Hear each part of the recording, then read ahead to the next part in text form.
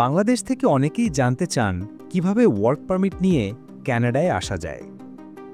খুব শীঘ্রই ওয়ার্ক পারমিটের উপর একটি বিস্তারিত ভিডিও সিরিজ নিয়ে আসছি আপনাদের জন্য, যেখানে থাকবে কানাডার ওয়ার্ক পারমিট প্রসেস, কোন কোন কাজের চাহিদা বেশি, কাদের জন্য সুযোগ বেশি আছে, আবেদন করার সঠিক নিয়ম। তাই যারা কাজের ভিসা নিয়ে কানাডায় আসতে চান তাদের জন্য এই ভিডিও খুব গুরুত্বপূর্ণ হতে যাচ্ছে। চোখ রাখুন আমার চ্যানেলে ও পেজে, মিস না করতে ফলো এবং সাবস্ক্রাইব করুন।